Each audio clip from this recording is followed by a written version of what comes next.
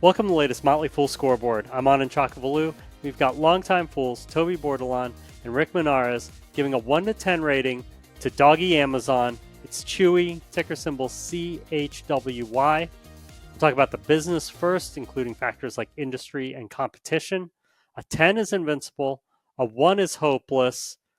Both of you gave it a 7. Rick, let's start with you.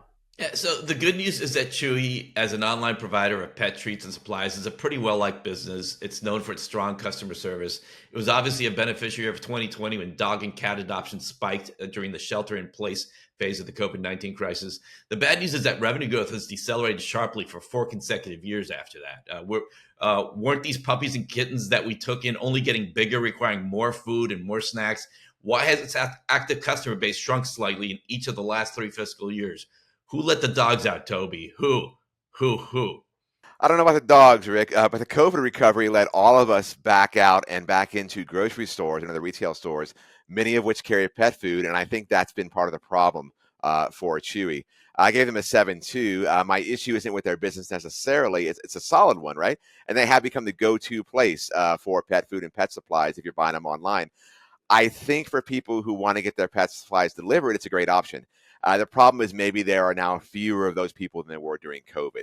Another issue is competition. They've got a strong brand name, but Amazon, that's a company that exists, and it's pretty easy to get pet supplies from them too. So Chewy may be entering a phase, I think, with steady, sustainable growth, which is fine, but that means growth is going to be a little bit lower than it's been in recent years. Right, for management, a 10 is Warren Buffett, a 1 is Homer Simpson. Toby's at a 7. Rick, you're at an 8. Yeah, so Sumit Singh it became CEO in 2018 after founder Ryan Cohen stepped aside to eventually lead GameStop, where he's at now. Singh came over after spending 2 decades in leadership positions in Amazon and Dell. So now toasters and laptops, they aren't chew toys, at least not by design. But the point here is that he's experienced in e-commerce and direct selling, basically what Chewy's all about. He was able to take Chewy public a year later after becoming CEO. He's won accolades as a leader and a nurturing, and Chewy's for nurturing as a good place to work. He became a board member of Booking Holdings 3 years ago, so obviously he's well liked in corporate America. Yeah, 7 for me. This is a solid team. I give Singh props for bringing this company through the IPO and getting it where it is today. There's room for improvement, though. I think the international growth initiative, granted it's still early there, hasn't been a big driver of revenue growth yet, so I want to see some more results from that. And I'm questioning their expansion into pet clinics, too. I like the potential there, but my worry is that's going to end up being a lower margin business that may drag down overall performance. Finally, the Glassdoor reviews aren't great here, leading me to wonder if we're going to see some cultural issues that may be problematic at some point. That's not a major concern, but that's why I go a little bit less than Rick here. Let's move on to financials. A 10 is a fortress. A 1 is yikes. Both of you have 7s. What say you, Toby? Yeah, revenue growth is weak right now. I'd like to see that get higher, but the margins are expanding. That's good to see. Balance sheet is in very good shape. No long-term debt right now. Plenty of cash. Inventory levels look healthy. They're cash flow positive. They had a high burn that last year, so it's great to see that turn around. The stock-based comp is still higher than I would like to see, but hey, even if you include that, still cash flow positive so far this year, so that's a good thing to see. Yeah, so despite active customer growth that has basically learned to roll over and play dead, Chewy is growing its overall sales by getting its customers to spend more. The not-so-secret recipe here is auto-ship, where customers sign up for repeat deliveries at desired intervals in exchange for discounted pricing. A whopping 80% of its net sales are now coming from auto-ship orders. You got to love that, basically great consistency. I definitely want to see net sales growth start to pick up. It's been 5 consecutive quarters now of single-digit top-line growth. However, margins are expanding, profitability is now surging, and Chewy is aggressively buying back shares. Valuation time, Toby. How well will Chewy's stock do over the next 5 years?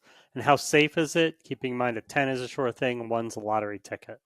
I went 10 to 15%. I think it's probably at the lower range of that. I look at it as a likely market matcher with the potential to be a slight market beater here if everything hits right. I think the potential is there for some solid returns for sure, despite my concerns. On safety, went with 6. Expanding like they are adds a little bit of risk and brings down that score for me.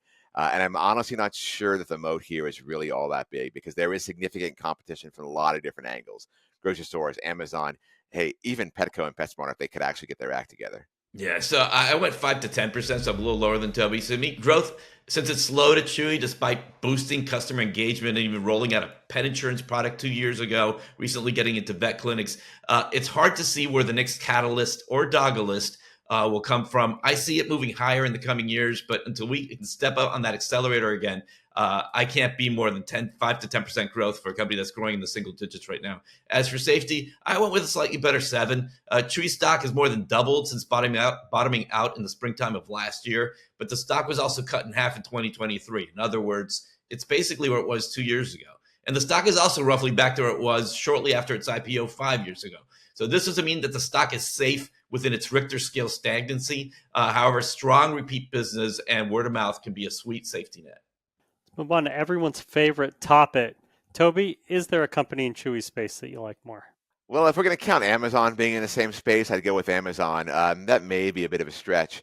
But, there honestly is another company in the same niche, if we're talking pet food and pet supplies, that I can say I like better. Chewy's a better business by far than those major bricks and mortar pet supply competitors I think we're all aware of.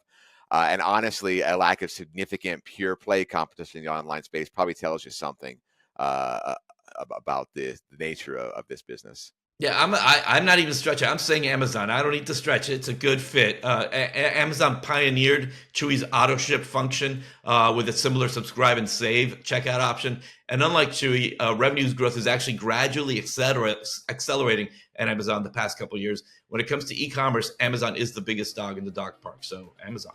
Thank you to both Rick and to Toby. They've given Chewy a decent overall score of 6.9 out of 10, which is a little higher than the 6.3 it got when David Meyer and Travis Hoyam scored Chewy, a few months ago. Look out for a new scoreboard every market day at 7 p.m. Eastern. Next up is something from the radiopharmaceutical space. Till then, Fool on.